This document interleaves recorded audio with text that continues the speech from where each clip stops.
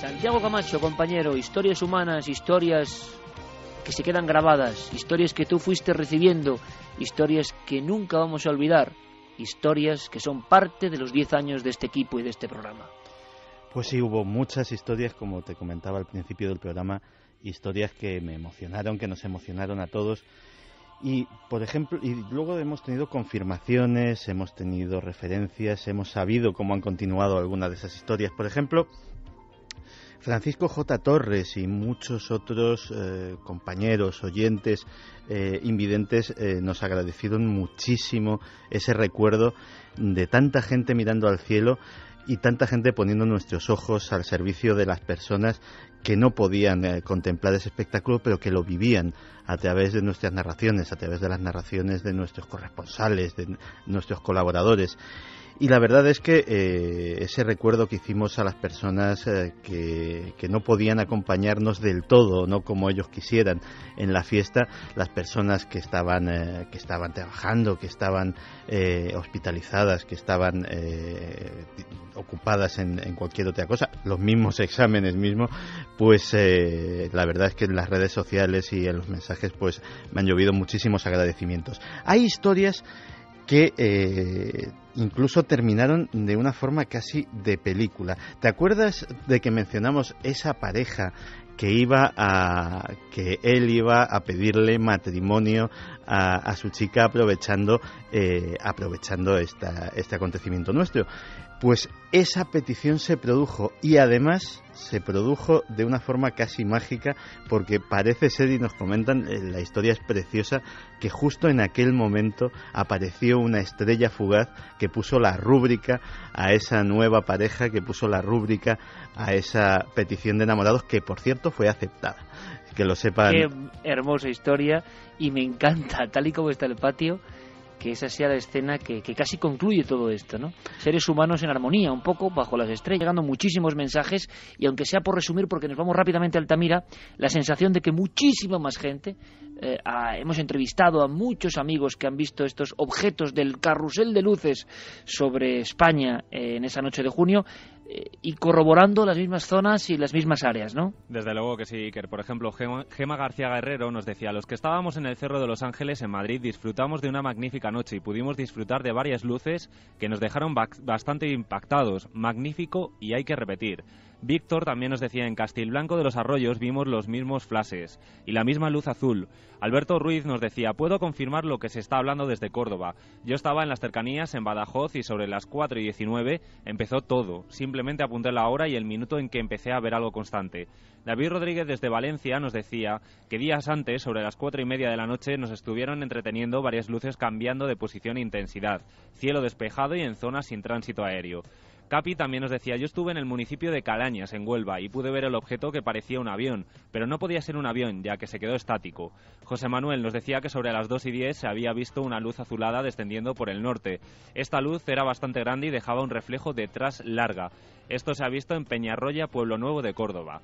También, por ejemplo, nos llegaban mensajes precisamente de gente que se acercó al programa, allí a Valladolid, a esa central. Óscar Utrillat nos decía que la verdad es que fue una noche especial, de principio a fin. Algunos por poca cabeza, yo mismo nos fuimos justo al terminar el programa, y no se me ocurrió acercarme a saludar y poder conocer a Iker y al resto del equipo. Pero bueno, ya lo sé para otra vez. Bueno, pues Óscar, habrá ocasiones, seguro, amigo, seguro. Y un mensaje muy interesante, Iker, que nos ha llegado ahora mismito de Carlos Pulido, que nos dice: estimado Iker, me llamo Carlos Pulido y soy piloto de transporte de línea aérea. Esta noche del día 16 de junio de 2012, a las 23:26, me encontraba situado en la confluencia de las calles Canal de Suez y Urano de Barajas Pueblo en Madrid. He podido divisar un rumbo magnético 126 grados y como a 65 grados sobre el horizonte una formación de 5 luces situadas exactamente como se sitúan los puntos que representan al número 5 en un dado de juego. Apenas unos segundos de percatarme de su presencia, la luz superior izquierda y la luz central se desvanecieron, mientras la luz inferior izquierda comenzó a desvanecerse mientras describía una trayectoria rectilínea hacia el sur. Las luces superior e inferior derechas resultaron ser estrellas. Ha sido algo bastante impresionante. Puedo dar fe por mi dilatada trayectoria en el mundo de la aviación de que no se trataba de aviones y además se encontraban a bastante más altitud a la que vuela un avión comercial. Saludos. Interesante, Carlos. De aquí al final del programa intentamos recopilar más datos, a ver si alguien más en Madrid esta misma noche ha visto esto que nos comenta un hombre del mundo del aire. Santi, Carlos, gracias compañeros. Volvemos a conectar, Carlos, después para saber algunos mensajes más y si hay noticias sobre todo esto. Perfecto. Yo ahora me marcho a Altamira. Quiero que recordéis algo. Así empezaba un programa, así empezaba un documental emitido hace 3 años que ahora resulta un poco profético. Veréis, sabéis que hay una noticia ha dado la vuelta al mundo. Las pinturas rupestres españolas, las cuevas como el castillo de Altamira parece que pueden ser los primeros templos donde nace el misterio, nace la conciencia humana. Esto es gordísimo, ha sido portada no solo de Science, sino de Times, de el New York Times, de todos los periódicos del mundo, portada. El Mundo ayer, por ejemplo, El País también, por supuesto, pero El Mundo reflejaba en 4 páginas completas. Hay que viajar a Altamira. Para mí es el mejor programa que he hecho jamás, por diferentes motivos. Estoy seguro que no volveré a hacer algo similar. Fue un momento muy mágico, un momento que a mí me cambió la vida. Y ese programa empezaba así, resumiendo lo que para nosotros es el gran misterio del salto infinito. Y ahora, amigos, ahora sabemos que en la cueva que más rodamos, en el castillo, en ese monte piramidal que existe a las afueras de Puente Viesgo, único en el mundo, con 5 cavernas con signos mágicos rupestres, allí están las primeras señales artísticas de la conciencia del hombre, precisamente allí. Así empezaba este documental. Hace 41.000 años nos ocurrió algo importante y que quizá contenga la esencia de todas las preguntas que alguna vez nos hemos hecho. La ciencia sigue buscando respuestas, pero es posible que nunca lleguemos a tener una certeza. Hace 41.000 años.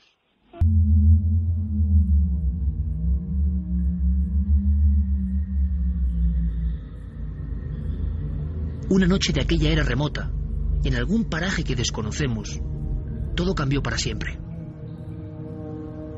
Aseguran que ocurrió en el seno de una sola familia, quizá en un solo individuo. Un shock que hizo mutar el cerebro, el genoma, el alma, los sueños y todo lo importante que significa ser humano. Después de aquella experiencia, jamás volvimos a ser los mismos.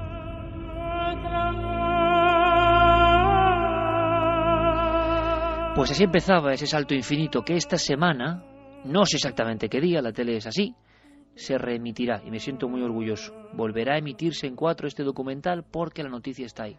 Las dataciones, encabezadas por José Antonio Las Heras, director de Altamira, y un grupo interdisciplinar, arrojan elementos como un antropomorfo, o sea, un extraño ser de esos de apariencia fetal que nadie sabe qué son y que están en el fondo de todas las cuevas mágicas con más de 37.000 años en Tito Bustillo, cueva ya asturiana. Pero en Altamira hay signos extraños, signos indescifrables, como de un primer esoterismo remotísimo, ilegibles, con 38.000 años. Y hay unos discos rojos, tremendos, en ese templo tenebroso y luminoso a la vez que es el castillo, que tienen 40.800 años. Esto a veces es doblar lo que se pensaba en algunas ocasiones. Esto significa que en el tiempo de los neandertales, en el tiempo de esa otra humanidad, había ya arte. Eso significa que una humanidad desapareció, no sé si devorada por la otra, aniquilada por la otra. ¿Cuál fue la historia de esa otra humanidad que de verdad existió? Yo solo sé que en el castillo tuve experiencias tremendas, con las luces, proyectando figuras que parecían fantasmagóricas en lo que me parecía a mí el primer cine de la historia. Es un pequeño secreto, pero cuando supe que iba a ser padre, lo primero que hice fue acudir a la caverna del castillo a pedir para ese nuevo ser. A pedir no sé bien a quién, pero a pedir a algo que yo sentí muy poderoso en estos lugares, en estos templos que yo no puedo ver como un arqueólogo porque no lo soy, que no puedo ver como un científico porque no lo soy, pero sí que puedo verlos como un ser humano primitivo, que es lo que soy, como un ser que intenta acudir a las raíces, como un ser que siente el escalofrío milenario en el lugar donde nació la magia. Y por eso en cierto momento, y se puede ver en el documental, Carmen y yo nos metimos en una especie de caverna de piedra, tantas veces recorrida por muchos arqueólogos y científicos. Y yo no sé si es la mirada distinta, pero de repente la piedra nos saludó. De la piedra salió un rostro, estaba allí hace milenios. Pero la luz, o nuestra mente lo vio, Y llamamos rápidamente, y ese momento se recoge, a los especialistas. Es una máscara, es un ser, el alma de un ser, yo no sé qué es, pero así lo hacían los prehistóricos, como lo hacen en el fondo de la cola de caballo de Altamira, que es desconocida por completo, pero está llena de vigilantes de las sombras, que encogen el corazón. ¿Y cómo sería para el prehistórico que arrastrándose, casi como entrando por un gran útero de la madre tierra, con el crepitar de su llama, observaba las caras de esos seres que parecían de otro mundo y que flanqueaban la piedra, y que cobraban vida con el fuego? ¿Cómo eran, Dios mío, aquellas experiencias? ¿Cómo eran esos primeros encuentros con la magia real? Antes de la religión, antes de las normas, antes de las estructuras, antes de los poderes, los hombres hablaron con los dioses en los primeros templos de Cantabria. Y quizá por eso, quién sabe, en esos lugares se puede reconectar con eso que queda, con ese diálogo, con esa puerta que se abre. ¿Y cómo me quedo yo, amigos, cuando veo que en donde yo descubrí humildemente esa máscara que nadie había visto, en esas paredes están los primeros signos del arte? En esas paredes están los primeros reflejos de un ser humano que se enfrenta al misterio de la vida. Ahí está el documento, ahí están los arqueólogos, ahí estaba su sorpresa. Yo no sé por qué vi esa máscara, pero ahí estaba. Y para mí todo es un símbolo, y un símbolo que ahora tiene mucha más fuerza. Es el misterio de lo profundo. Claro que se puede contar desde lo científico, desde lo arqueológico, desde lo numerológico, pero yo ya no puedo ver nada así porque a mí me ha picado el virus de la cueva. Y siempre vuelvo, siempre regreso. Pero después de estas cosas a vuela pluma, que yo os digo porque las siento así, las he vivido así, os puedo decir que la noticia es alucinante y que se bifurcan muchos misterios y que por supuesto en la prensa cada uno lo utilizará como quiera y cada uno será hijo de sus criterios y sus ideas y cada uno ante una misma máscara, ante una misma pintura o ante una misma cueva pues saca lo que lleva dentro y es muy diferente, claro. Esto es lo que saco yo. Y seguro que para cada uno de vosotros, si vais al castillo que se puede ir, hay una experiencia distinta. Esa es la magia, ¿no? Las cuevas pueden reflejar lo mejor y lo peor que llevas dentro. En la misma cueva puedes sentirte como en casa, tanto como para pedir para tu hija. Y puedes sentir en un pasillo el terror. Puedes sentir que las sombras cobran forma. Puedes sentir que no estás solo. Algún día contaré lo que me pasó en Altamira. Algún día contaré por qué entré siendo periodista y salí transfigurado. Algún día os contaré, porque no es ningún secreto, simplemente estoy estudiándolo, por qué aquello cambió mi alma por completo. Y por qué no puedo ver nada igual, después de estar a solas en el primer templo del hombre. A ver si un día lo logro. Igual es que no existen las palabras para contarlo o yo no las encuentro.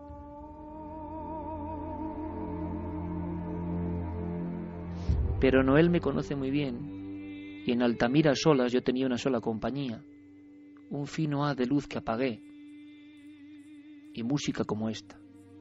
Lisa Gerrard fue mi única acompañante en algunos momentos.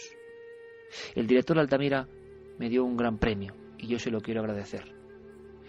Me dejó solo y proporcionó un encuentro inolvidable. ¿Locura? Posiblemente. Pero si es así, amigos, déjenme con mi locura, déjenme ser un loco en un mundo de cuerdos. Ha pasado en Altamira, ha pasado en el castillo, ha pasado precisamente en esas cuevas y ninguna otra, ni de Francia, ni de Italia. En España nació el arte de momento, y yo me alegro. Hay que saberlo todo, amigos.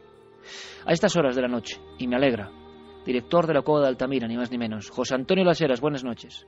Hola, ¿qué tal? Buenas noches. Bueno, yo creo que primero, muy contentos, por si alguien todavía, alguno de los cientos de miles de personas que ahora te escuchan, no sabe del impacto, la noticia podría tener ese titular también, ¿no? El arte nació en nuestro país. Sí, hombre, sería un titular periodístico, pero se basaría en un hecho concreto. En este momento, la datación más antigua de lo que consideramos arte, del arte paleolítico, del primer arte de la humanidad, las dataciones más antiguas están en la Cueva del Castillo y en la Cueva de Altamira en este momento. Y Ese es un dato objetivo. No hay una carrera por ver quién tiene unos miles de años más o menos, pero hoy se puede decir eso, claro que sí. José Antonio, ¿qué cambia esto? Es decir, parece que esas dataciones que habéis hecho con un método innovador, pero que parece absolutamente fiable, por eso la noticia ha tenido un impacto en todos los grandes rotativos mundiales, en todos los programas de información científica e información generalista, se ha dado el salto a ver páginas enteras en los principales diarios, y esto yo creo que es muy fuerte. Y si no está Altamira, tú sabes que esto es difícil, porque Altamira tiene algo más, es como un arquetipo, nos sentimos absolutamente unidos a esos bisontes y a sus secretos, pero a partir de aquí yo creo, y esto es lo interesantísimo, surgen diferentes debates y posibilidades y enigmas auténticos, simplemente con ese cambio de milenios, ¿no?, en estas últimas dataciones. Sí, cambian varias cosas. Lo primero es que tenemos un método nuevo para datar el arte, las figuras que no están hechas con carbón, y por lo tanto para conocer las primeras fases y las fases más antiguas. Por lo tanto, allí hay un cambio en la investigación, que cuando se generalice este método a otros yacimientos, bueno, veremos a ver qué va pasando. Pero hay otro cambio, es que al tener ahora fechas tan antiguas o incluso más antiguas en las cuevas de Cantabria que las de las figuras talladas en hueso y marfil de Alemania, de Vogelger, o que las pinturas de la cueva Chauvet, lo que tenemos es que el arte se generaliza en toda Europa, península ibérica, Francia, Centro Europa, Alemania, con inusitada rapidez, muy pronto y desde fechas muy tempranas. Otro cambio importante, la cueva Chauvet, con todos sus leones y con esas fechas entre 32.000 y 34.000, pero también con fechas gravetienses mucho más recientes, en torno a 22.000 y 24.000 años, era un arte figurativo excepcional, sorprendente. Ahora resulta que casualmente lo más antiguo es fundamentalmente abstracción. No hay un referente natural ni para los puntos del castillo ni para el signo complejo del techo de Altamira. Y el tercer cambio es que estamos en las fechas en el que humanos neandertales y humanos sapiens están presentes en Europa, y que si las fechas retroceden un poco más, nos vamos al momento en el que en Europa solo habría humanos neandertales. Entonces hay una cadena de cambios en el método y en los enfoques que son una pequeña revolución o una revolución o una innovación y una renovación en los estudios del primer arte conservado de la humanidad, del arte más antiguo, del arte de las cavernas de Europa. De todas formas, José Antonio, yo sé que tú eres cauto y eres un hombre de talante científico, pero desde fuera, y quizá viéndolo desde el prisma periodístico o más emotivo si quieres, esto sí puede ser un tsunami en el buen sentido, porque hay cosas que son como muy nuevas para el gran público.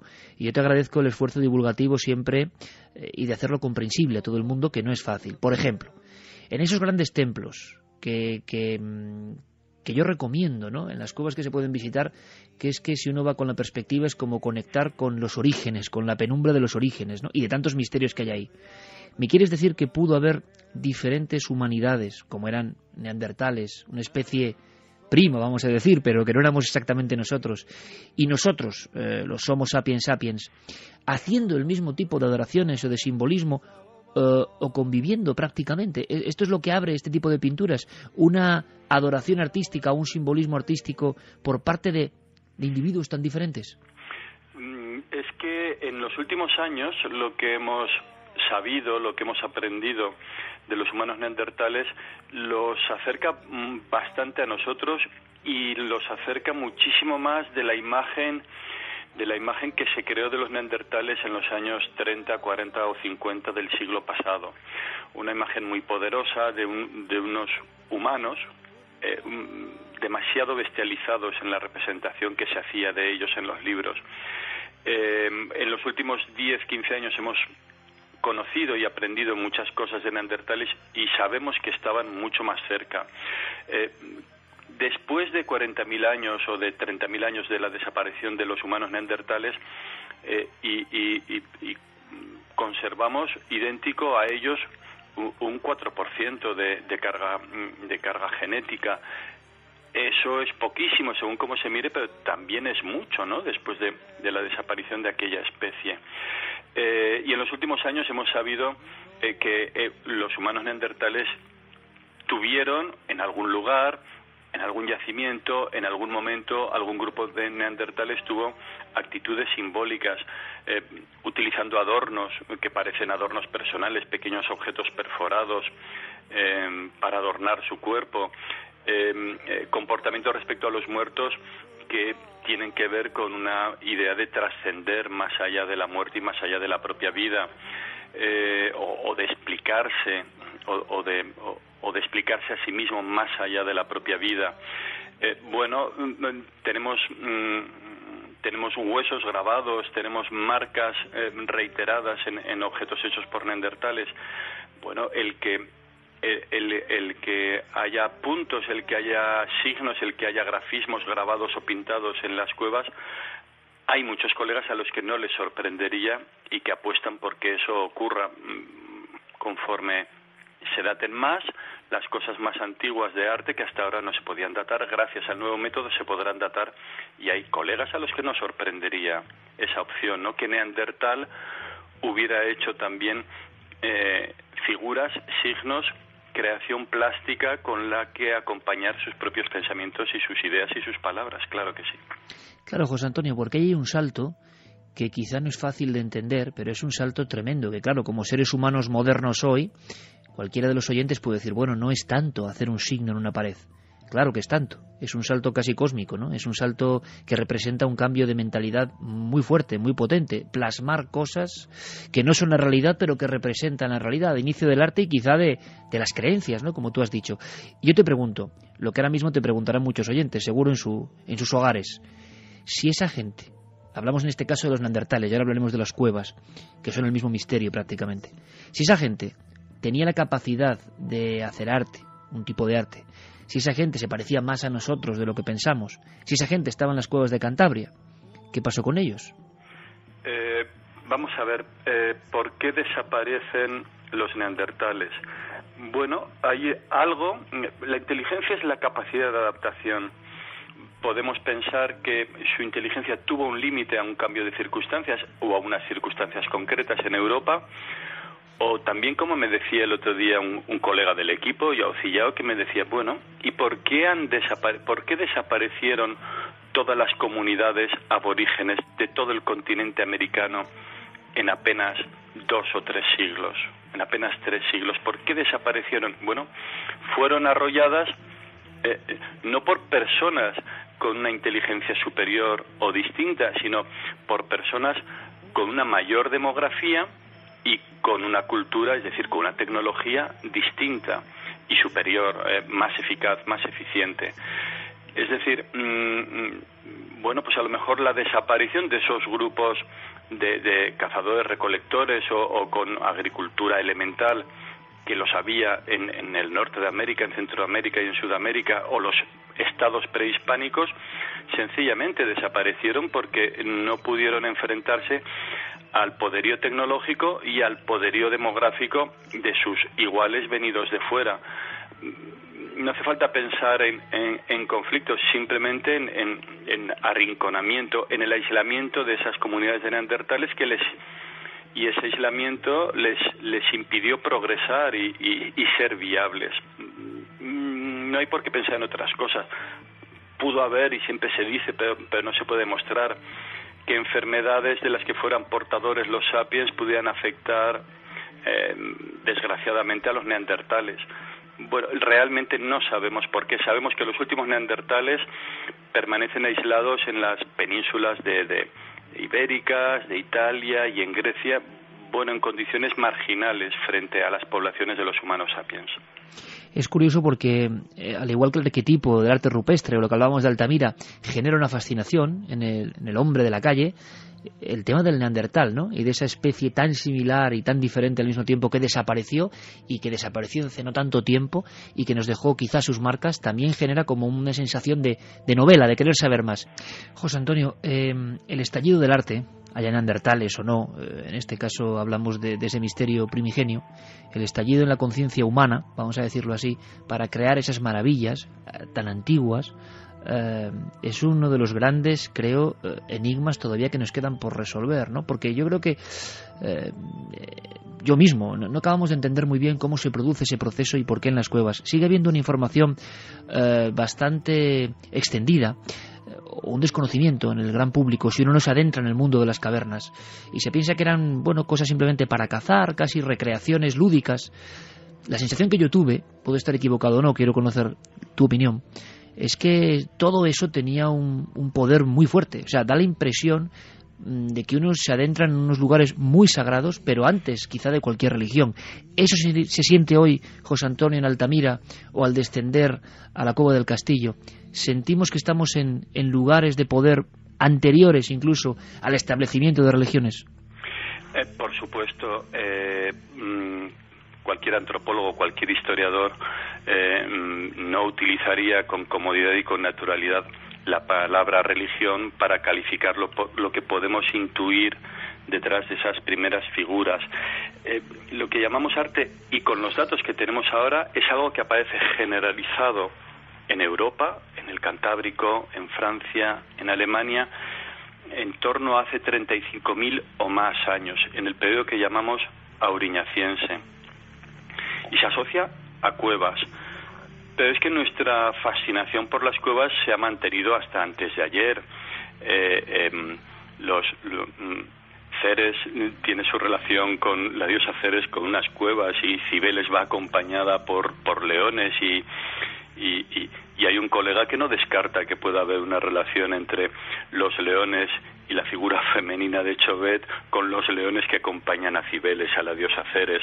En nuestra fascinación por los ámbitos cavernarios, en nuestras religiones de ayer mismo, en el mundo griego y en la religión clásica de Grecia y Roma, pues está allí, y desde el Paleolítico, desde las cuevas europeas paleolíticas, las cuevas siempre nos han fascinado, y da igual que nos vayamos a cuevas con usos rituales sagrados o profanos en el Yucatán, en México, o que busquemos cuevas en Indonesia, donde asociadas a ritos trascendentes, sagrados o profanos. Es decir, sí estamos en el origen, en el origen de pensamientos importantes, de pensamientos trascendentes.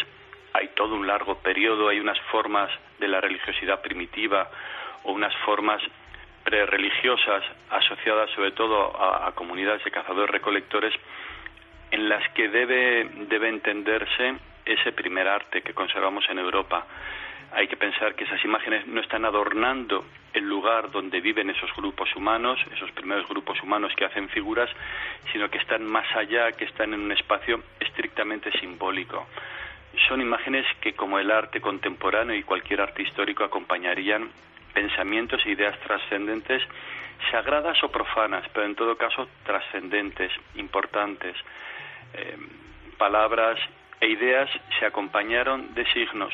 Solo nos quedan los signos ahora, solo nos quedan esas figuras, las más antiguas abstractas, poco después con un naturalismo impresionante. Bueno, es un mundo que estamos descubriendo poco a poco, y que estas fechas nos sorprenden y nos ayudan a centrar nuestra atención de investigadores, por supuesto que sí.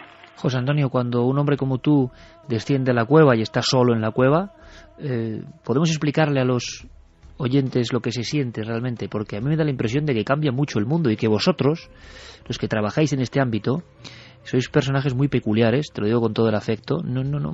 Vivís en un mundo que es muy curioso y, en mi opinión, muy mágico, o muy diferente al mundo ordinario convencional. ¿Y se puede expresar, o es un poco inefable, es un poco difícil, lo que se siente ahí abajo, en las cuevas sobre todo con arte rupestre, en las cuevas tan especiales como Altamira, el Castillo y tantas otras? ¿Cambia la realidad, la percepción de la realidad? ¿Se puede llegar a sentir en algún momento lo que pudieron sentir ellos? A ver, te oí hablar y estaba recordando las palabras de Rafael Alberti cuando él visita la cueva de Altamira, y él, entre otras cosas, y creo que cito casi textualmente, ¿no?, un temblor milenario estremecía la cueva. ese estremecimiento, ese temblor, esa subyugación y ese sobrecogimiento que produce Altamira, a mí me lo produce ahora al remembrar esas experiencias, y me lo produce pues cuando entro solo, o en el momento en el que te quedas un poco aislado del grupo que está trabajando en ese momento en la cueva haciendo algo. Bueno, cualquier cueva, pero la cueva de Altamira sobrecoge, impresiona. Yo creo que allí gravita sobre uno todo lo que ha ocurrido a lo largo de milenios por muchas personas con ideas de trascender, con sus creencias importantes, con sus vivencias. Si existe el genio del lugar, el genio de Altamira es un genio poderoso que nos afecta a todos. Yo soy afortunado de sentir pues ese temblor milenario que decía Alberti, ¿no? Esa fascinación. Es impresionante lo que uno siente si está atento y se deja llevar en una cueva como Altamira, o en una cueva como Chauvet, o en una cueva como la de Covalanas, en Ramales de la Victoria, que en vez de un gran templo es como una magnífica ermita, ¿no? Y son sensaciones que se pueden tener, o sensaciones a las que uno se puede acercar a través de las cuevas que están abiertas, o a través del Museo de Altamira. Pero Altamira subyuga, Altamira sobrecoge, y uno siente allí ese temblor milenario estremecedor que describe Rafael Alberti. Y José Antonio, ¿por qué Altamira? Porque yo he tenido la oportunidad de rodar varias cuevas, tú lo sabes, y ¿por qué Altamira puede llegar a provocar no sé cómo llamarlo, pero desde luego un estado, no sé si de conciencia paleolítica, conciencia cósmica, un estremecimiento milenario, como tú dices? ¿Por qué muchos artistas han visto su sensibilidad absolutamente iluminada en esos momentos debajo del techo maravilloso de los bisontes, o de otras partes mucho más desconocidas? Porque cuando uno habla de Altamira, por fortuna o por desgracia, el arquetipo es el que está, el potente, el de los bisontes, pero es que hay muchos rincones maravillosos, increíbles, alucinantes. ¿Por qué esa cueva? Yo no sé si se puede contar o no, pero es tan especial hasta para quien no sabe de arte prehistórico. ¿Por qué si se va con cierta apertura de miras o con cierto relajo, parece que algo te envuelve allí? José Antonio, te lo digo sinceramente. Sí, porque nos envuelve a todos. No hace falta ser prehistoriador, ni historiador del arte, ni arqueólogo para sentir sobrecogimiento en una cueva como Altamira. Cuando la cueva estaba abierta al público, era relativamente frecuente que alguna persona saliera llorando de la cueva, y los guías lo sabían y lo comentaban. Personas, sin una formación especial, que satisfacían un deseo a lo mejor formado en la infancia, pero que luego el lugar les imponía una emoción muy fuerte. Yo he compartido cuando la cueva estaba abierta y había visitas, la experiencia de estar con artistas tan conocidos y reconocidos, pues como Antonio López, como Julio López Hernández, como Enrique Gran, como Amale Avia, como tantos y tantos, ¿no? Como Tapies, Miquel Barceló, Juan Uslé, Jorge Gay, etcétera. Los artistas cuando les oyes hablar de lo que están viendo, están hablando de un colega, ¿no? Están observando la obra de un colega. Pero esa obra realizada por alguien que sería un intercesor, un intermediador entre la realidad visible y la realidad trascendente, la que está detrás de las cosas y animando la vida. Cuando alguien ve la obra de ese intercesor que era artista, pues no hace falta ni ser artista ni ser historiador para emocionarse y para llorar incluso, ¿no? Es decir, ¿por qué? Hay una parte condicionada. Altamira es un nombre mítico, hay una parte física. Las cuevas nos impresionan a todos. Adentrarnos en el mundo subterráneo impresiona mucho. Y hay una parte real, ver esas figuras allí, saber que estás viendo lo que alguien hizo hace 15 o 20.000 o ahora más de 36.000 años. Pues es una emoción muy fuerte, muy intensa, y uno la puede racionalizar o puede dejarse llevar.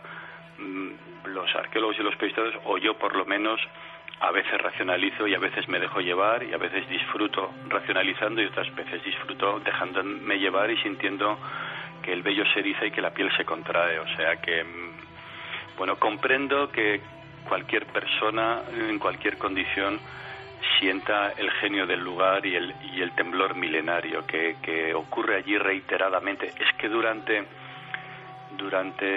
más de 25.000 años allí hubo personas no habitando, sino entrando a expresar sus ideas importantes, a hacer figuras trascendentes, a hacer arte con la mayor importancia y la mayor trascendencia que tuvo para aquellos grupos. Bueno, eso tiene que estar ahí, tiene que haber cargas eléctricas que nos afecten o lo que sea, o simplemente pues el condicionamiento emotivo e intelectual que supone el nombre de Altamira. Pues José Antonio, te lo agradezco muchísimo, de verdad, este paseo por un mundo que hay una cosa que sí es triste en ocasiones, ¿no? Yo sé de tu labor, sé de la divulgación que haces, sé que Altamira además tiene esa ventaja del nombre imborrable, ¿no? Y de lo que significa. Pero me da mucha pena en ocasiones cuando sondeo al gran público y veo que el mundo del arte paleolítico, yo no sé por qué, el mundo de las cavernas, yo no sé por qué, sigue siendo un poco... sigue estando un poco a desmano, ¿no? Ojalá noticias como esta, poner de nuevo en la palestra informaciones y hallazgos tan importantes, sirva para que muchas personas se reencuentren con esa emoción milenaria. No hace falta ser especialista, ¿no? Porque da la impresión de que damos mucha importancia a muchas cosas y que nuestro origen, el misterio del arte, de la creencia, de lo sagrado de nuestro origen, que está en estos primeros templos o en estas primeras cavernas, o no se ha divulgado bien durante mucho tiempo, o no le ha llegado al gran público. Yo te puedo decir que muchas personas, José Antonio, no saben que la primera caverna encontrada con arte rupestre fue Altamira. Las personas se sorprenden. Ayer mismo lo contaba. ¿Por qué pasa esto?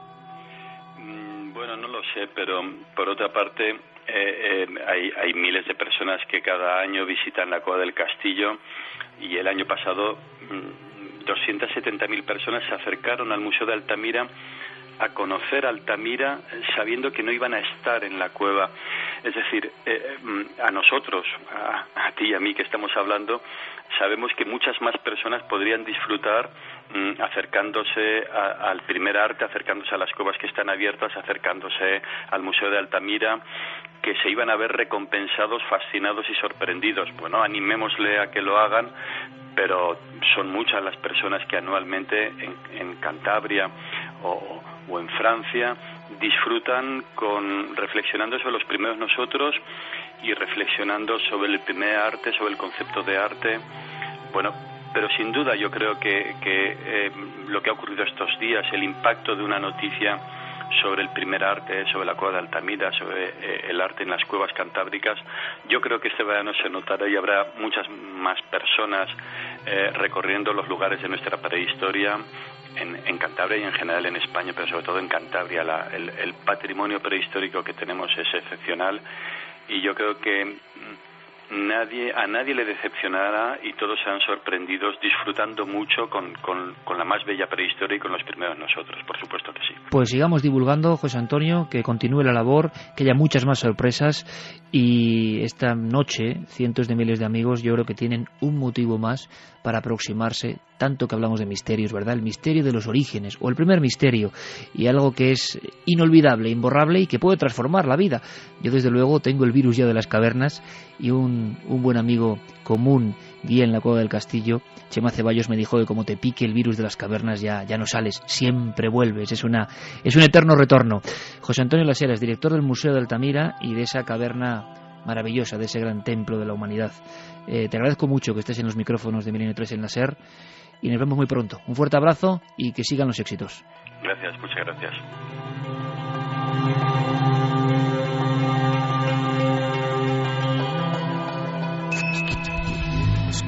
¿Quieres conocer la respuesta?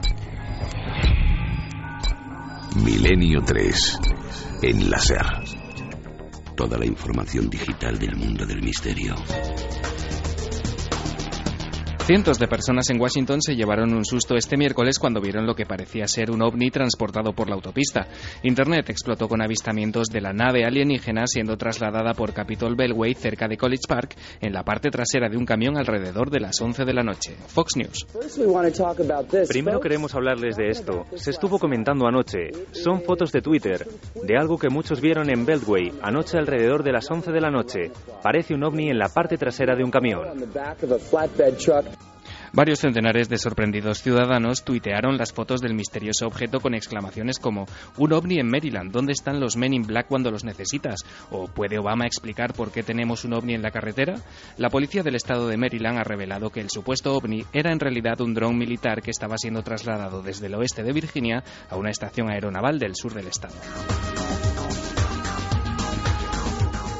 Nomofobia. Apuntad este término que nada tiene que ver con diminutas criaturas mitológicas. Hablamos de una nueva enfermedad asociada al estado de pánico en que puede entrar una persona cuando se olvida el teléfono móvil en casa. Un nuevo estudio revela que casi el 53% de los usuarios de móviles tienden a sentir ansiedad cuando pierden su terminal, se les agota la batería, el saldo o no tienen cobertura. Realizar algún tipo de conducta excesiva con el móvil que le impide las relaciones con los demás, en ese momento ya tenemos que empezar a sospechar que hay una adicción. Salir a la calle sin móvil puede crear inestabilidad, agresividad y dificultades de concentración. El momento suele estar acompañado de síntomas tales como malestar general, hipervigilancia, inquietud, crisis de pánico o agorafobia. Los jóvenes de entre 18 y 24 años son los más propensos a padecer nomofobia. Dentro de este rango, el 8% de los universitarios son los que más lo sufren. La web del diario ABC recogía hace unos días la que ha sido una de las noticias más comentadas últimamente en los medios, y es que la fecha de la crucifixión de Jesús de Nazaret ha sido objeto de debate durante muchos años, pero los investigadores nunca han llegado a un acuerdo. En un nuevo estudio publicado en la Revista Internacional de Geología, investigadores alemanes han examinado el capítulo 27 del Evangelio de San Mateo, que describe cómo un terremoto se sintió en Jerusalén el día de la crucifixión. Los científicos han buscado pistas en el Mar Muerto para determinar si efectivamente la Tierra se movió violentamente en la zona hace unos 2000 años. Los datos geológicos apuntan a una fecha como la más propicia para haber sido el día del martirio, el viernes 3 de abril del año 33 después de Cristo. Los investigadores estudiarán ahora otro acontecimiento natural asociado con la crucifixión de Jesús, la oscuridad, que pudo haber sido provocada por una tormenta de polvo. Las pirámides de Giza en Egipto ya se pueden visitar desde casa con gafas 3D. Un nuevo programa reconstruye el interior y el exterior de los icónicos monumentos en 3 dimensiones para que los usuarios puedan ver una de las maravillas del mundo en todo su esplendor. La historia de este proyecto comienza hace más de 100 años. Una expedición de Harvard dirigida por George Reisner, un icono de la arqueología moderna, recopiló fotos, diarios, dibujos y documentos de las pirámides de Giza. Con esta fuente de información se ha reconstruido la necrópolis de la forma más exacta posible. Muy pocas conservan el empaque y la fuerza que en otro tiempo tuvieron, pero entre todas ellas hay una, la más grande, que escapa a cualquier adjetivo y constituye el mayor monumento que el hombre jamás ha levantado. Si es que fue el hombre y no los mismos dioses quienes lo hicieron. La web Giza 3D proporciona una visita guiada. Permite visitar las tumbas restauradas y entrar en 4 de los antiguos templos del sitio. Los usuarios pueden navegar por imágenes actuales y antiguas y ver 30 objetos meticulosamente reconstruidos en 3D. También pueden acceder a fotos, diarios de campo, mapas y otros elementos desde el sitio web de los archivos del Museo de Giza. Es todo por esta semana. Como siempre, el resumen y los links para profundizar en todos estos temas los tenéis desde ya gracias a Guillermo León en ikerjiménez.com y en las redes sociales. En 7 días, más recomendaciones virtuales. Ya sabéis que el misterio continúa en la red. Y no hay tiempo para más. Después de repaso por la red, por lo digital, nos marchamos. Gracias, Carlos Largo, compañero. Gracias, Noel Calero. Gracias a todos y mandamos un abrazo muy especial a Fermín Agustí, que el pobre está ahí con la tiritera, con la fiebre, estos virus que recorren el mundo, que son otro misterio, por cierto, claro que sí, alguna vez hemos hablado de ello. Nosotros nos marchamos, pero no hasta mañana, porque con la programación y los cambios de la Eurocopa reposamos y volvemos el 24 en Cuarto Milenio. Eso sí, esta semana, muy atentos, informará por supuesto Guillermo León, porque remitirán El Salto Infinito, ese viaje al primer misterio, la profundidad, y que ahora se convierte en noticia, con hallazgos nunca filmados por las cámaras. con cosas nunca vistas por el hombre, hasta que llegamos a ciertos puntos inaccesibles de algunas cuevas de Cantabria. De verdad que es para emocionarse con ello. Esta semana se emitirá El Salto Infinito y nosotros volveremos, repito, el 24 en Cuarto Milenio con la emisión correspondiente. Feliz semana, amigos, sed muy felices, intentadlo con todas las fuerzas. La nave del misterio continúa su viaje. Que puede dar mucho que hablar. Es más, vamos a poner en compromiso aquí a Carmen y a Santi. Si lanzamos ahí las monedas de cuáles son los temas que más están funcionando, que más se buscan hoy del misterio en Internet, ¿qué decís? Crisis, misterio. Crisis, misterio, pero crisis no es un misterio en general, ¿no? O sí. O sí. Ah, bueno, o quién está detrás de la crisis, Hombre, amos del mundo y claro, demás. conspiración, tema conspiración con la crisis y lo que se nos viene encima. ¿Qué términos crees que se estarán buscando en los servidores más populares con mayor intensidad a ese respecto? Pues no lo sé, la verdad. Brokers, misterio, bolsa, no lo sé. Eso por los encima que mueven los hilos. Eso por encima de Fin del Mundo, 2012. Yo creo que sí. Santi.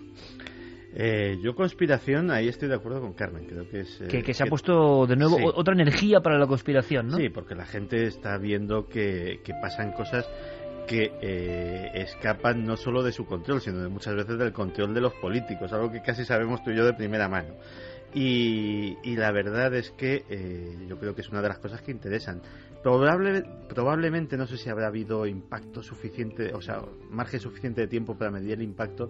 Con la alerta OVNI hayamos dado también al OVNI una vida nueva en la red, pero bueno, supongo que todo eso nos lo va a desvelar Diego. Venga, Diego, hagamos de oráculo en la red.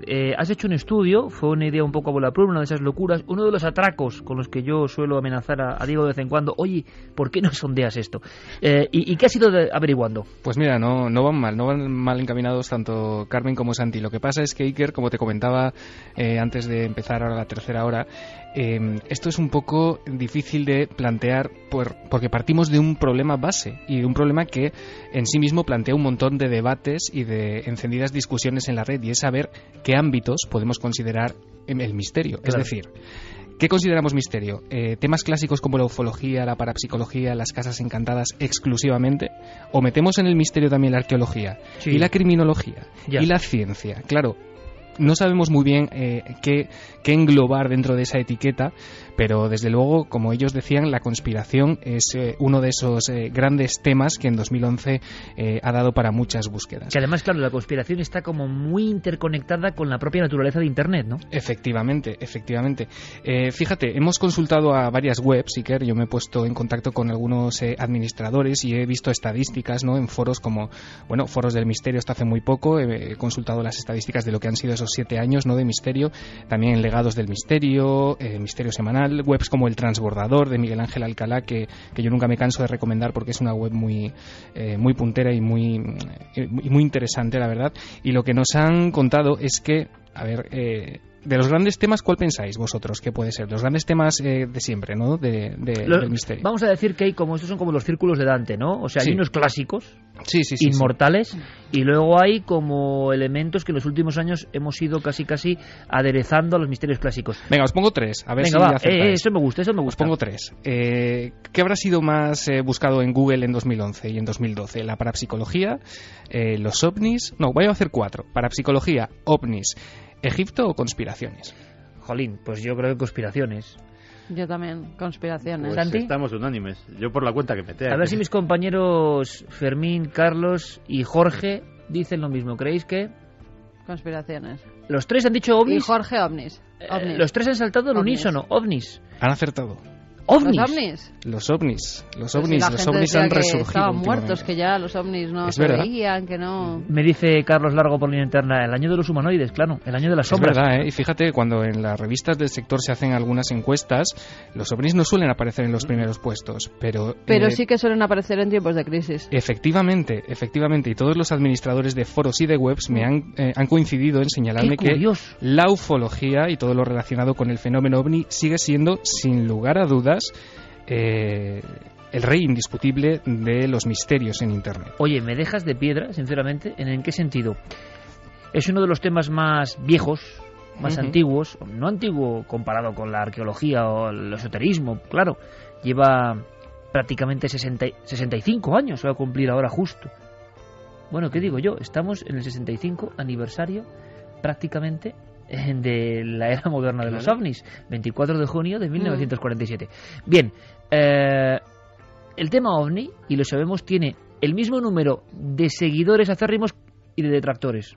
Gente que la hastía, que la aburre, que no le lleva a nada, que no entienden su misterio.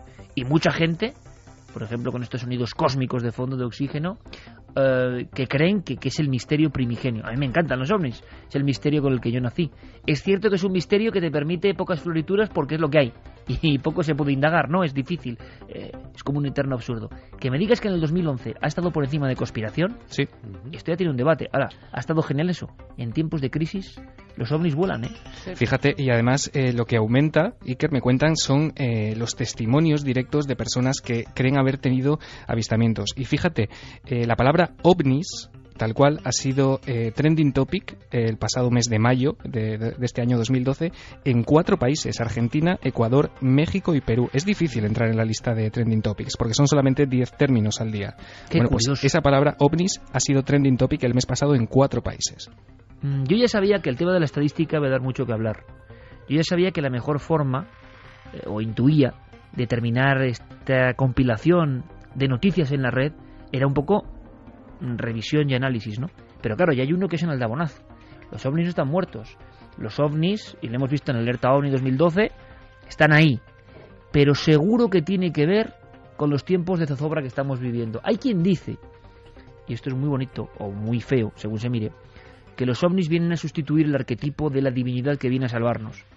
Es decir, hemos cambiado una divinidad de barba blanca y amplias túnicas, o ángeles, o da igual la religión que sea, alguien poderoso, trascendente, a quien acudimos para pedir ayuda, y a partir de los años 70 se conforma en la psique colectiva la idea de que esos dioses tienen que ser dioses tecnológicos y que vienen en naves, pero su función es la misma: advertirnos de que estamos a punto del final y podemos pedirles, ¿no?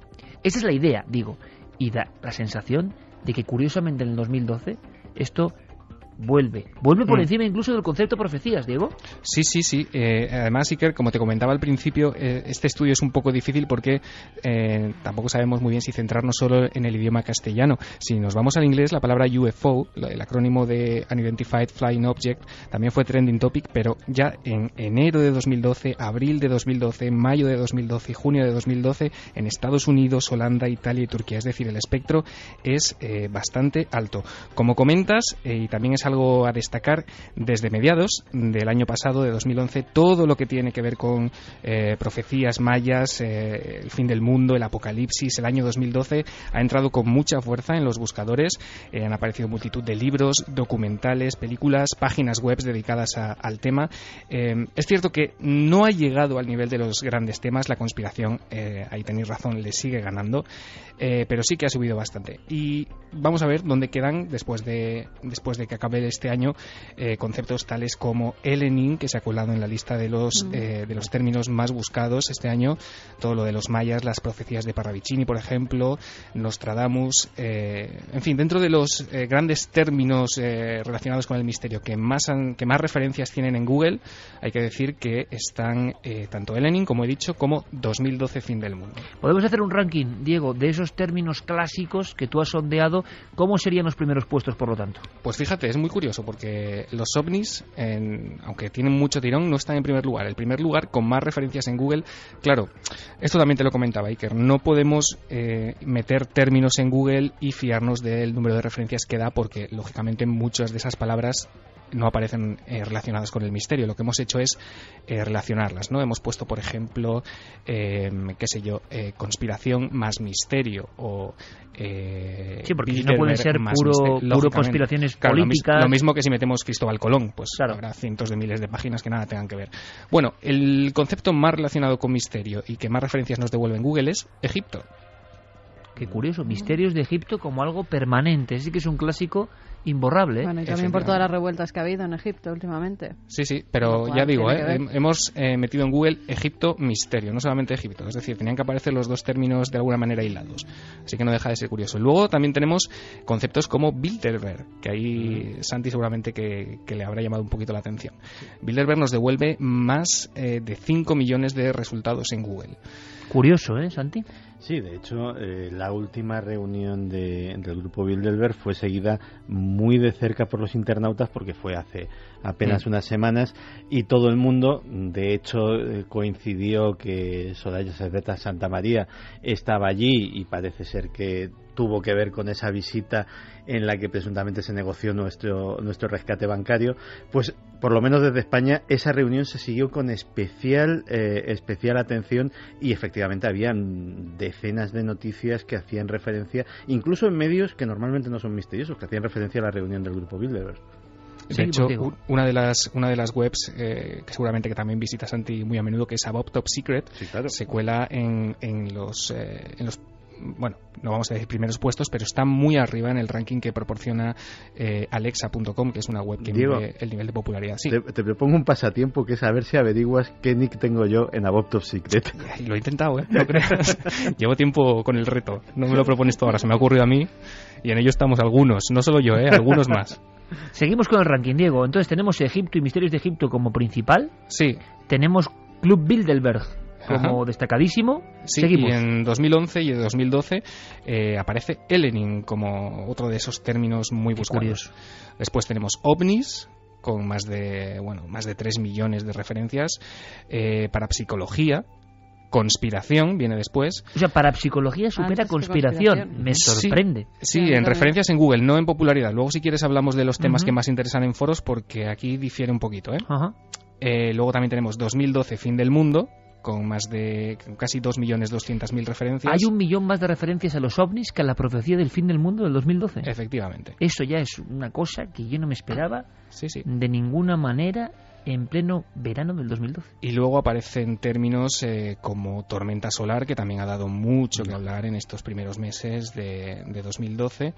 Y curiosamente me ha dado por buscar, simplemente por curiosidad, Iker, cosas que parecía que ya podían estar olvidadas, como el concepto síndrome tóxico, y me he llevado una sorpresa porque el número de referencias no es precisamente escaso. Estamos hablando de 53.500 referencias en Google que hablan del síndrome tóxico y de todo el tema de la colza, que parece que está ahí un poco dormido, y ni mucho menos, en Internet sigue despertando bastante interés. Claro, a diferencia de temas que, digámoslo así, en la realidad cotidiana, ¿no?, de 3 dimensiones se habla, en la red muchos temas de conspiración viven y se alimentan y retroalimentan por la propia circunstancia un poco conspiranoica de ese trasvase de información que es la red. Entonces la red está siendo también, así como cementerio de elefantes, que ahora comentaremos, la sensación de que energiza a algunos temas que tienen ahí su nicho perfecto para conspirar, para hablar, para decir, para acumular documentos, y el síndrome tóxico o misterios en torno a la colza y tantos otros misterios españoles de conspiración tienen ahí un perfecto hábitat. Es que ten en cuenta que el medio es perfecto. El conspiranoico medio, como yo, por ejemplo, siempre, eres de los ni alto ni bajo, sí, es verdad, yo soy top level, tiene una desconfianza innata hacia los medios de comunicación tradicional. Cierto. ¿Qué encuentra en Internet? Pues encuentra en Internet información que curiosamente no se recoge en medios escritos tradicionales sobre temas, en el caso español, pues como puede ser el síndrome tóxico, como puede ser el asesinato de Carrero Blanco, como puede ser el 23F, como pueden ser un montón de historias bastante oscuritas de nuestra transición, que precisamente por la línea editorial de los diferentes medios, estoy hablando de los medios de papel sobre todo, vinculados a determinadas ideologías o a determinados partidos, pues o cada uno lo cuenta según lo ve, o sencillamente se pasa de puntillas. O sea, el conspiranoico busca información libre, entre comillas, en ese gran trigal, ¿no?, de noticias que es el mundo de la red, y ahí busca. Y por tanto me imagino, Diego, que términos como HARP, como los chemtrails, o sea, cosas como emblemáticas, ¿no?, esas estelas de condensación con las que algunos aseguran que que nos manejan, manipulan o experimentan con nosotros, o el proyecto HARP celebérrimo que se relaciona tanto con el cambio climático y otras cosas, todo eso imagino que sigue teniendo fuerza en la red o ha perdido fuelle. No, ni mucho menos. Todo el mundo de la conspiración, como tú dices, por ejemplo, el proyecto HARP, los chemtrails o el proyecto Bluebeam, son temas que son muy seguidos actualmente. Despierta mucha curiosidad, Iker, entre los usuarios de Internet. Al parecer, toda la intrahistoria y todos los detalles de grupos secretos, así como pueden ser los Illuminati, los masones, todo esto es bastante seguido. Pero claro, como comentábamos al principio, si hacemos o si metemos en el saco del misterio otros conceptos como ciencia, también hay que decir que curiosamente en 2012 todo lo que tiene que ver con la ciencia de vanguardia, con la física de partículas, con el acelerador de Ginebra, todo esto tiene también muy buena acogida, porque digamos que la gente está con muchas ganas de entender qué está pasando o cómo puede funcionar el mundo. Es como si quisieran encontrar una explicación al misterio en todos estos ámbitos. ¿Y de Hum, el zumbido? Porque me brean, de verdad, con mails todas las semanas con el zumbido. Pero todas las semanas. Probablemente, la verdad es que me has pillado, se me ha pasado meter en Google ese concepto. Te pillé. Me has pillado. A ver cuántas referencias nos devolvía, pero estoy seguro que nos seguro que es uno de esos temas fuertes, sí señor. Un tema propio del 2011-2012, de esta temporada. Hay una cosa muy importante. De hecho, Iker, perdón un segundito, simplemente decirte que en diciembre de 2011, una palabra tan rara y tan poco usual como neutrino se colocó en los primeros puestos de Trending Topic en Twitter. ¿Me quieres decir, y ahora iremos con Trending Topic que pueden ser sorprendentes en el mundo del misterio, pero si hay un trasvase de información, quiere decir, han perdido algo de fuelle algunos temas clásicos, y los temas como el que hemos abordado esta primera hora, los temas de la ciencia con misterio, vamos a llamarlo así, o ciencia de vanguardia, están haciéndose muy fuertes en el mundo de los seguidores de este tipo de temas, de asuntos, de fenómenos. Los temas de la ciencia que siempre habían sido aburridos, siempre incluso habían tenido como una especie de barrera respecto a estos asuntos que compartimos, han entrado de una forma fluida e importante. Eso parece. La verdad es que además se contrapone con una bajada bastante espectacular, no sé si es la palabra, pero bastante notoria al menos, de temas clásicos como puede ser, pues yo que sé, la Ouija, los fantasmas, las casas encantadas.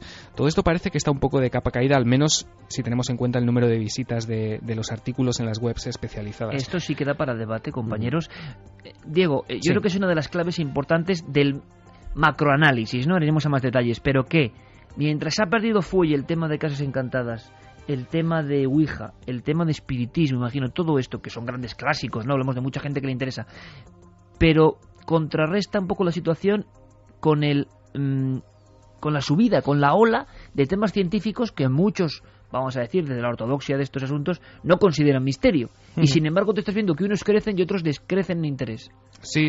Además, por ejemplo, en los foros que hemos visitado, como decía antes, pues foros del misterio, legados del misterio, misterio semanal, los foros que están ahora unos ya congelados y otros más activos, las temáticas con más actividad por parte de los usuarios están más o menos claramente delimitadas. El primer ámbito que despierta interés son las investigaciones y las experiencias de los propios usuarios. Es muy curioso. Es la experiencia personal interesa más. Efectivamente, y las investigaciones que cada uno de ellos puede desarrollar a nivel particular, ¿no? Todas estas salidas, digamos, a nivel amateur, que no tienen nada que ver con grandes equipos o respaldadas por medios de comunicación, se siguen con bastante interés. Luego, como os he comentado antes, el tema estrellas siguen siendo los ovnis.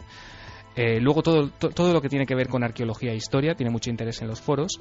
Fíjate que antes de las conspiraciones se coloca la ciencia, como os decía, a nivel de interés y de participación en los foros. Tenemos ciencia y conspiraciones. Hablamos un poco, como decías antes, Diego, de la popularidad. Una cosa son las búsquedas y otra cosa es dentro de los foros lo que genera una mayor actividad de diálogo, ¿no? Efectivamente, y en los últimos puestos tenemos la parapsicología, como te decía, parece que decreciendo su interés, los mitos, las leyendas y la criminología. Y desde luego y me fastidia decirlo porque a mí me gusta mucho, si hay un ámbito que parece que está de capa caída, es la criptozoología. Tenemos muy poca actividad en los foros en ese ámbito. Esto merece unas palabras. Aunque volverá a la criptozoología. Seguro. Porque con la búsqueda del Yeti a nivel científico me imagino que eso reactivará las búsquedas que hay a nivel criptozoológico.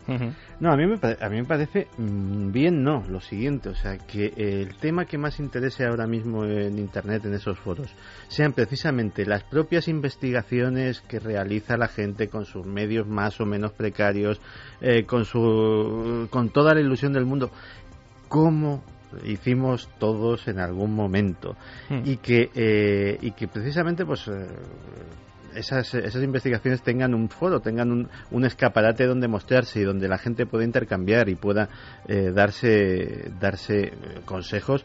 Me parece que después de más de una década en que el investigacionismo de salón internetico, que la gente se marcaba unos articulitos muy majos a base de corta-pega y 2 búsquedas, me parece una entrada de aire fresco tan maravillosa que no puedo menos que celebrarlo. Mira, me lo comentaba precisamente Santi Miguel Ángel Alcalá, que es el webmaster de esa página del Transbordador, y decía que a la vista de las estadísticas que tiene en su web, parece que al lector aficionado al misterio, le encanta leer sobre todo a los nuevos investigadores y a los divulgadores. Es como si buscasen, como tú dices, un nuevo prisma, ¿no? Una perspectiva menos inmovilista de todos estos temas y un soplo de aire fresco, en definitiva. Pues yo creo que es muy interesante porque es algo que está ocurriendo, y estas señales de la web, estas señales del mundo digital indican algo, y nosotros, por supuesto, estamos observando atentamente signos, símbolos, algo que nos llama, ¿no? Y que habla de las diferentes formas de pensar de las grandes comunidades de seguidores del misterio, porque hablamos de muchos miles y miles y miles de visitas. Vamos a hacer una cosa, Diego, por ejemplo, en cuanto a Trending Topics, que es ese término para mí muy novedoso, pero que ya vemos cómo se empieza a usar incluso en los medios convencionales como para decir qué éxito he tenido, ¿no? A veces eso puede obtenerse por muy diferentes formas y no tiene mucho sentido, no se corresponden con un interés real, sino con chistes, comentarios, pero muchas veces también es verdad que es la muestra o la muesca de un impacto concreto. Es muy hijo de este tiempo, yo no sé si esto es bueno o malo, de la inmediatez. Lo que ha sido trending topic un día no aparece al día siguiente ni interesa. Lo que ha sido trending topic un día y ha generado un enorme impacto, casi nadie se acuerda el día siguiente. Estamos en el mundo de los impactos, ¿no? Sí. Rápido, directo, la noticia, al día siguiente, o sea, no hay memorización, como decía Santi hace una hora. Bien, pero sabiendo esto, trending topic, creo que todo el mundo lo sabe, menos yo, hasta hace poco, pero vamos, es una búsqueda, Diego, de los términos más empleados en las redes sociales, en Twitter en concreto, ¿no? Efectivamente, de las 10 tendencias, de los 10 términos más utilizados o más retuiteados por los usuarios de esa red social durante todo un día. Iker, ¿tú sabes cuál es el trending topic que aparece en las listas, en los archivos, todos los domingos desde marzo de 2012? Me lo estoy imaginando, pero... Pues si quieres te lo digo. Cuéntame. Ese trending topic que aparece todos los domingos es Cuarto Milenio. Y eso ya es muy curioso. Eso es un fenómeno bastante misterioso. Es una investigación aséptica de Diego Marañón y que está dando datos, pero eso es una realidad. Y es una realidad que no es muy común, ¿no? Que domingo a domingo se repita y que muestra también quizá el eco del programa en la red. Sí, desde luego. Además lo pudimos ver hace unas semanas en la alerta OVNI, ¿no? Cuando conseguimos 3 trending topics distintos. Y con la que estaba cayendo ese día. Efectivamente, que fue además un día clave. Otros términos relacionados con el misterio, con estos temas que tocamos en Milenio 3, Iker, que han sido trending topics en los últimos meses, han sido, por ejemplo, JFK.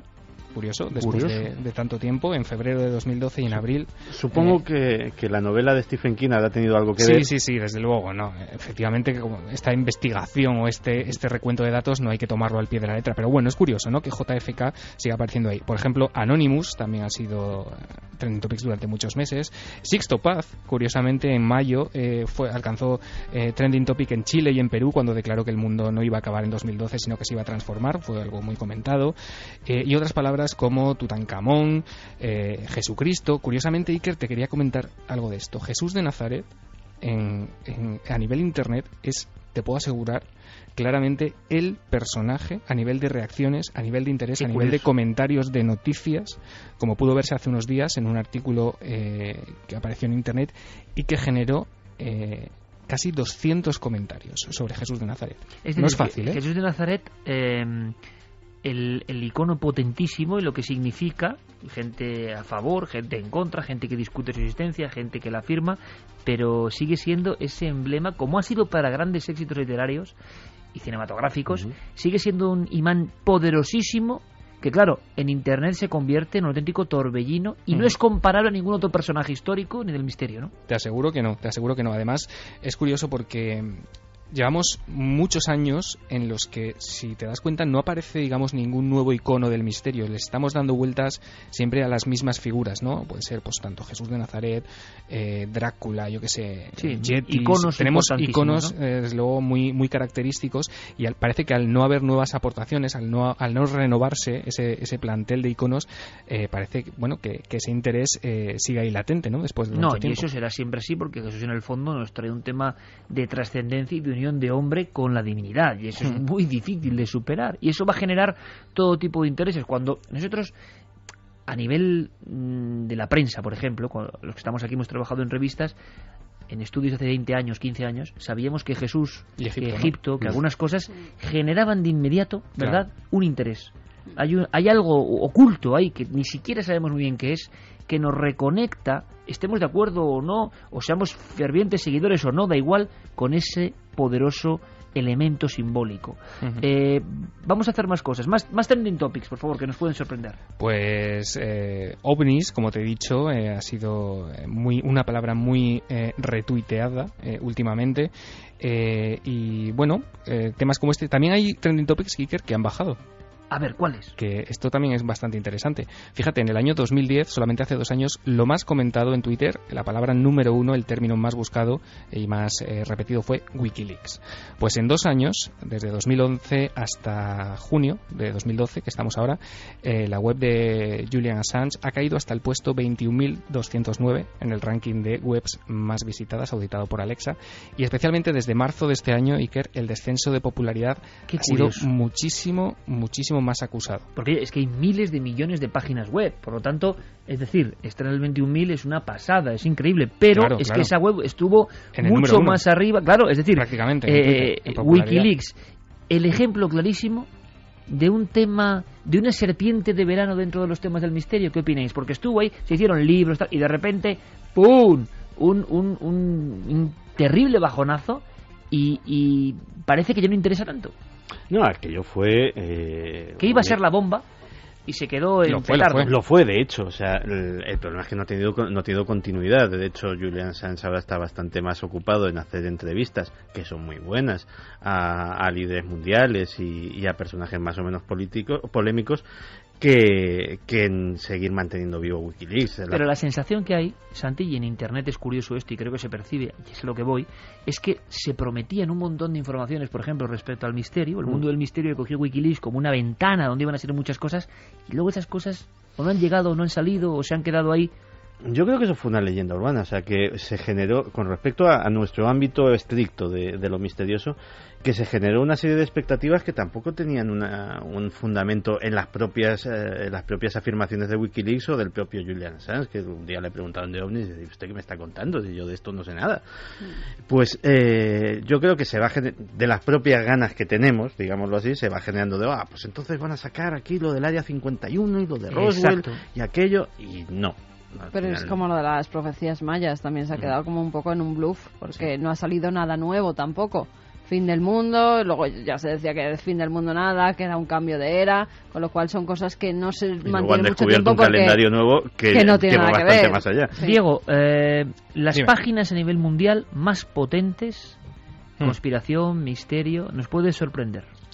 Sí, fíjate, hemos estado hablando de la popularidad de los ovnis últimamente, y páginas como Latest UFO Sightings, que se dedica a recopilar los últimos avistamientos ovni, están, por ejemplo, no os fiéis 100% de estos datos porque han sido recogidos un poco deprisa, pero están más o menos en el 5º lugar de las páginas sobre estos temas más importantes. ¿Sabéis cuál es la primera? O la que primero aparece. Cuéntanos. Es una que es perfecta además para descubrir la verdad y la leyenda de, valga las redundancias, de leyendas urbanas. Es Snopes.com. Está en uno de los primeros puestos a nivel mundial sobre páginas web sobre misterio. Luego está About Top Secret, que es esa página sobre conspiraciones. ¿Dónde está Santi, no? Efectivamente, sobre temas que no nos cuentan o sobre noticias, pues bueno, al margen de lo oficial, ¿no? ¿En el 3? Estaría Renz.com, que es la página de Jeff Renz, un divulgador sobre noticias sobre misterio y bueno, un poco polémico, ¿no? Que es muy seguido en internet. Pero es muy misterio, digámoslo así, mezclado, o sea, triunfa el misterio con conspiración, con poderes ocultos. Sí, Renz es muy conspiranoico. Lo de exopolíticas, estas movidas extrañas, ¿no? Sí, pero bueno, ya ves, es muy seguido, ¿eh? Muy seguido. No, fenomenal. Luego tenemos ahí a Wikileaks, que no sé si lo podríamos considerar como misterio, pero sigue en ese top 10. Y luego, por ejemplo, ikerjiménez.com a nivel mundial está alrededor del puesto 150.000, pero en España está dentro, ocupa el puesto 3.560 y algo de páginas. Que es una barbaridad, me imagino, porque para la cantidad de páginas de todo tipo de contenidos que hay en España. Y luego pues tenemos webs de divulgadores como Javier Sierra o JJ Benítez que son también muy muy consultadas. Muy interesante, este sería el ranking. Y en cuanto a audio, en cuanto a descargas, por ejemplo, puede ser sorprendente, aunque sea rápidamente, Diego, programas más descargados, temas en radio más seguidos por la gente, con más impacto. Mira, te doy un par de datos muy rápidos. Por ejemplo, lo más escuchado en iVoox en 2011 en la categoría Misterio fue el dossier Área 51 que hicimos aquí en Milenio 3 sobre esa base del sur de Nevada. Es lo más escuchado de todo el año 2011. A mí, bajo ningún concepto, me parece de los mejores programas. O sea, que es decir, ¿qué diferencia hay a veces entre lo que uno piensa que hace y su sensación? Pero y luego, fíjate, Iker, tema OVNI, ¿eh? Tema OVNI, es verdad. No, y a lo mejor no fue un programa tan granado, pero lo recuerdo con cariño porque por primera vez en muchísimo tiempo dimos información nueva de algo a lo que se había dado muchísimas vueltas, contando siempre lo mismo, sacando siempre las mismas cosas, y aportamos una docena o bastantes más de datos inéditos que procedían de un libro de reciente publicación, una magnífica investigación que no sabía absolutamente nadie. A lo mejor eso lo agradece la gente. Qué curioso, Área 51 Milenio 3, el programa más descargado de esta temporada. Y después, dentro del primer trimestre de 2012, desde enero hasta marzo, en la categoría Historia y Creencias de iVoox, lo más escuchado, lo más popular ha sido el programa Conspiración en la Red, donde hablamos de esos documentales que, alarmaban a la población sobre esos, en teoría, grandes problemas de la humanidad. O sea, programas de radio que hablan de cosas de la pura naturaleza de la red. Tienen mucho eco. ¿Algo más que destacar para concluir, Diego, de todo este análisis? ¿Qué sensación te da? ¿Algún detalle más que quieras para completar este fenomenal dossier? Bueno, pues simplemente eso, ¿no? Que los temas aparecen y desaparecen excesivamente rápido. Por ejemplo, es muy raro que aparezca ya otra vez como trending topic algo como Japán o Fukushima, que estuvo también ahí en los primeros puestos, y que yo creo, Iker, que vivimos en una era de información de usar y tirar, que nada permanece, nada queda, y desde luego a mí me resulta de las cosas más curiosas que el interés del gran público en Internet siga estando en un tema tan clásico y que lleva ahí, como decías al principio, tanto tiempo con nosotros como pueden ser los ovnis. Qué interesante. Es para reflexionar. Para reflexionar profundamente.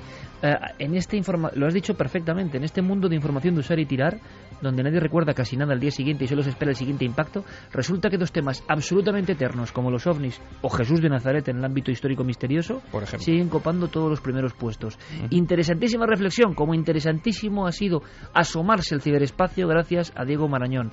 Ha sido un placer y un honor trabajar contigo esta temporada, Diego. Un abrazo fortísimo. Ya sabes que el honor es mío siempre. Un abrazo a todos y buenas noches. Un abrazo. Pues ¿sabéis lo que os digo? ¿Sabéis lo que os digo?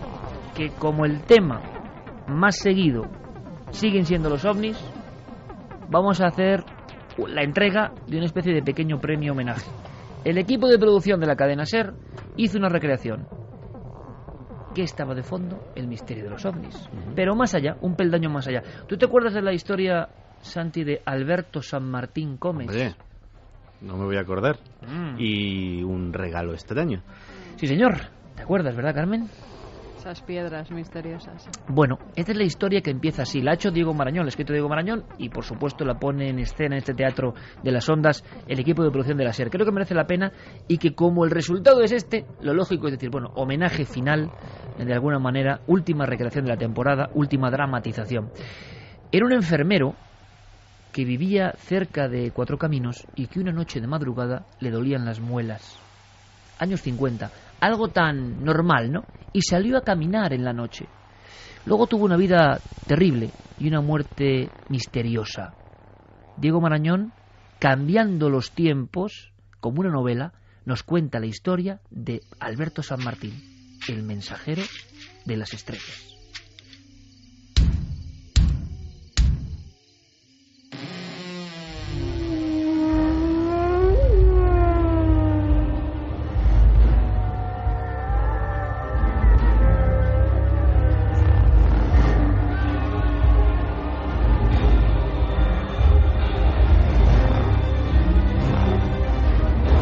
La cadena SER presenta El mensajero de las estrellas. La ciudad de Sao Paulo ya se encuentra iluminada por las miles de luces que anuncian la cercanía de la Navidad y la inminente llegada de 1983. Tras una breve pausa, en nuestro tiempo de sucesos, les informaremos sobre el accidente de tráfico que esta mañana se ha producido en el centro y que ha estado a punto de costarle la vida a un ciudadano de origen español que responde al nombre de Alberto San Martín. El hombre de 65 años y residente en Brasil desde 1956 impactó su coche contra un poste, perdiendo el conocimiento. En estos momentos se encuentra ingresado en el pabellón Pereira Filo, donde se debate entre la vida y la muerte, aquejado de un aneurisma cerebral. En el momento del accidente le acompañaba su mujer, que resultó ilesa. Volvemos en un instante.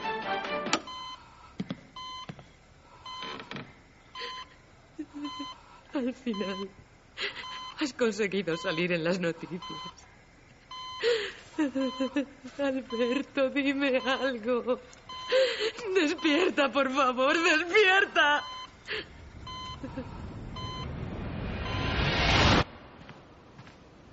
Alberto, es tardísimo. Vamos a dormir, que mañana madrugas. Vete tú, cariño. A mí me está matando esta muela. Lleva todo el día dándome la tabarra en el hospital. Y si me acuesto ahora ni voy a pegar ojo ni te voy a dejar dormir a ti.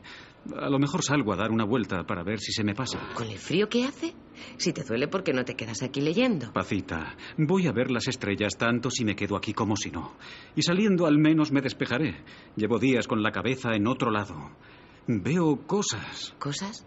¿Qué cosas? No sé, nada supongo. Solo que en ocasiones me vienen imágenes a la mente. Parecen ciudades de otro mundo. Cúpulas, calles imposibles. Oye, ¿a qué viene esa sonrisa? Viene a que me parece que el dolor te está afectando más de lo que pensaba. Sí, anda, mejor sal y toma el aire. Pues eso es lo que yo digo, mujer. Caminaré un rato y me vuelvo enseguida.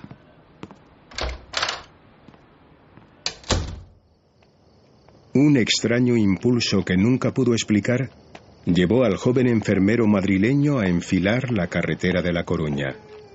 La débil luz de las farolas de la calle Dulcinea permitía distinguir el vaho que provocaba su respiración. Las calles estaban completamente desiertas. Como si un instinto inexplicable le guiase, San Martín cubrió apenas sin darse cuenta el trayecto desde Cuatro Caminos hasta las inmediaciones del Puente de los Franceses. Fue entonces cuando notó que se encontraba en el más absoluto de los silencios. Un vacío que preparaba la madrugada para un encuentro excepcional. Súbitamente, una figura de aspecto humano se recortó en el horizonte, aproximándose con rapidez al lugar donde se encontraba Alberto. Este, lejos de sentirse intimidado, agudizó su sentido de la curiosidad. Buenas noches. No hubo contestación. El extraño ser de aspecto asexuado pero indudablemente joven permaneció en completo silencio mirando al nocturno caminante. Solo pasados unos segundos, el visitante levantó su blanquecina mano derecha y la colocó sobre el hombro de Alberto, en lo que éste consideró una clara señal de amistad. Oiga, ¿necesita ayuda? El visitante, sin articular palabra, extendió su brazo en dirección a Alberto, ofreciéndole algo. Un pequeño objeto que parecía emitir diminutos destellos bajo la luz de la luna. El enfermero, al que inundaba una sensación de extraña tranquilidad, comprendió instantáneamente que intentar conversar con él sería inútil. Se limitó a tomar aquel objeto, rozando por un instante la gélida piel de aquel ser de rubios cabellos. Tras la histórica entrega, el visitante sonrió, dio media vuelta y se alejó en dirección a un cerro cercano. Fue lo último que San Martín recordaría antes de caer desmayado.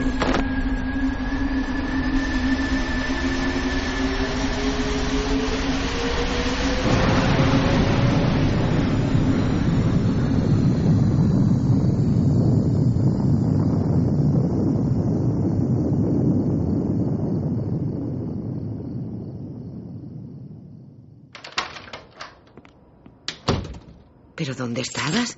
Son casi las 7 y te fuiste a la 1. Me tenías preocupadísima. No te vas a creer lo que me ha pasado. Durante varios e intensos minutos, San Martín relató su experiencia a su mujer, quien lo miraba incrédula. Y entonces, de la loma apareció un aparato enorme, de color negro y circular. Al principio, ascendió lentamente y luego salió disparado hasta que alcanzó las nubes. Pero tú te estás oyendo. Eso es imposible, Alberto. ¿Tienes que haberlo soñado? No, yo también lo pensé. Pero aquí tienes la prueba. Cuando desperté hace 1 hora, esto estaba en el bolsillo de mi gabardina. Mira. Alberto se refería al objeto que le había sido entregado. Aquel mensajero de las estrellas le había legado un extraño jeroglífico grabado en una piedra de color violáceo. La pareja examinó concienzudamente la pequeña roca, de forma rectangular y con unas dimensiones de 12 centímetros de largo por 4 de ancho. Sobre su superficie aparecían, desafiantes, 9 signos indescifrables. Pero no puede ser, tiene que haber una explicación. ¿Crees que no sé lo que vi? Y no soy el único. No, señor. Mira, aquí está, en el diario Madrid, a toda página. ¿Lo ves? Desde hace unas semanas, un tal Fernando Sesma está escribiendo artículos sobre ovnis. Él lo sabe. Mira el título. Los platillos volantes vienen de otro mundo. Fíjate. En este otro habla de un americano. Adamski, me parece. A él le ocurrió lo mismo. Alberto, la gente va... Que hablen. Me da igual. Estoy seguro de que todo esto implica algo muy serio. Voy a ir a verlo. Quiero hablar con él. ¿De quién hablas? De Sesma. De Fernando Sesma. Vive aquí en Madrid. Leí que ha formado un grupo. Espera, aquí está. Buru. Sociedad de amigos de los visitantes del espacio. Él es el presidente. Él sabrá qué hacer. No sé. Son gente seria. Alfonso Paso, Buero Vallejo y muchos más se reúnen a menudo en el sótano del Café León. Ellos lo llaman la ballena alegre. En protagonista destacado de las reuniones del colectivo, el relato de la experiencia de San Martín no tardó en llegar a la prensa. El histórico artículo firmado por el periodista Arcadio Vaquero en el Alcázar causó un revuelo sin precedentes en la sociedad de la época. De la mano de aquellas nuevas amistades llegarían los primeros análisis de la piedra. A nivel físico, fue Pedro García Bayón Campomanes, reconocido profesor de mineralogía en la Universidad Complutense, el encargado de dejar constancia de su composición. ¿Y de dónde dice que la ha sacado? Bueno, preferiría reservarme el dato, a ser posible. Como quiera, aunque su origen podría ser relevante para el análisis. Verá, la roca parece una especie de carbonato. ¿La ha probado por un casual? Disculpe. No se asombre. Se lo digo porque tiene un sabor salado. ¿Y eso es extraño? Lo es, teniendo en cuenta que la roca no tiene sales en su composición. Tiene partes solubles y otras que no lo son. En cuanto al color, parece causado por algún tipo de sustancia orgánica. Es muy rara la piedra, desde luego. Los símbolos fueron analizados por el epigrafista Joaquín Navascués, por el padre Severino Machado e incluso por el propio Fernando Sesma, quien, entusiasmado, escribió 2 libros sobre el asunto. Ninguno pudo encontrar un significado concreto. Así, con el paso de los meses, algo comenzó a bullir en el interior de Alberto San Martín. Un instinto, un magnetismo que apuntaba a un destino concreto al otro lado del océano. Casi 2 años después de su encuentro con aquel ser, San Martín decidió dejar España e irse a vivir a Brasil. ¿Cómo que te vas? ¿Qué quieres decir? Pues eso, que lo dejo todo. Pacita y yo nos vamos. No debería sorprenderte, ya hemos hablado de esto, amigo Sesma. Agradezco el apoyo de Buru, tu ayuda y el trabajo que te has tomado para escribir los libros sobre la piedra. Pero mi sitio ya no es este. Necesito respuestas. ¿Pero por qué Brasil? Ya lo sabes. Me voy porque, aunque te parezca absurdo, estoy absolutamente convencido de que allí se producen hechos sensacionales relacionados con los platillos volantes y con los extraterrestres. Si estás decidido, solo me queda desearte suerte en la búsqueda. ¿Tienes alguna pista? Sí. ¿Has oído hablar de Percy Fawcett? Fue un explorador que desapareció hace más de 30 años en el Mato Grosso. He leído que en aquella zona podría haber una base subterránea de ovnis. ¿Te imaginas? Estoy deseando llegar. San Martín efectivamente llegó a su destino. Y en noviembre de 1956 emprendió una insólita expedición de 1 mes por el Río Verde junto a 3 amigos. El enfermero madrileño llegó a confirmar que había encontrado algo extraordinario, algo que mantuvo en el más profundo rincón de su memoria, prometiendo no volver nunca más a aquella región, por órdenes transmitidas telepáticamente por extraterrestres. San Martín se propuso olvidar su piedra, su experiencia, su alucinante vivencia, pero a veces no basta con eso. Barrio de Santo Amaro, 1982.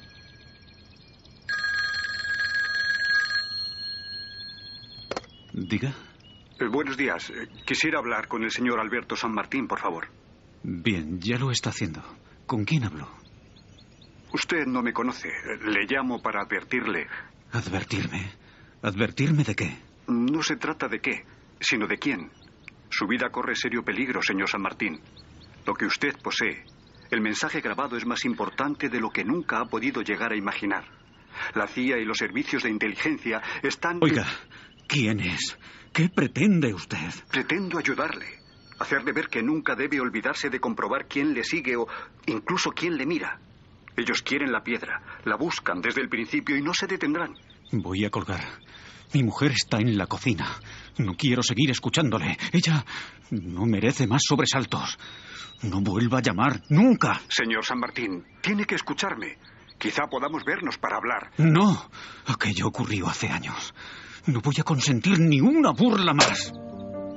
Alberto se sentía abrumado. Mientras cruzaba el corto pasillo de camino a la cocina, no pudo evitar cruzarse con su propia imagen en el espejo que colgaba de la pared. Su aspecto serio y preocupado no hacía sino acentuar el cansancio que evidenciaba cada arruga de su rostro. ¿Quién era? Nadie. Una encuesta, creo. Se habían equivocado. ¿Estás bien? ¿Tienes mala cara? ¿Por qué no habría de estarlo? Si estás lista, nos vamos. Voy a sacar el coche del garaje. Algo dentro de mí me decía que esto no iba a acabar bien. Pero descansa, mi vida. Descansa. Quizá en las estrellas encuentres la clave para descifrar tu mensaje. Sé que nunca lo has olvidado. Y yo tampoco. No esperes más. Es la hora.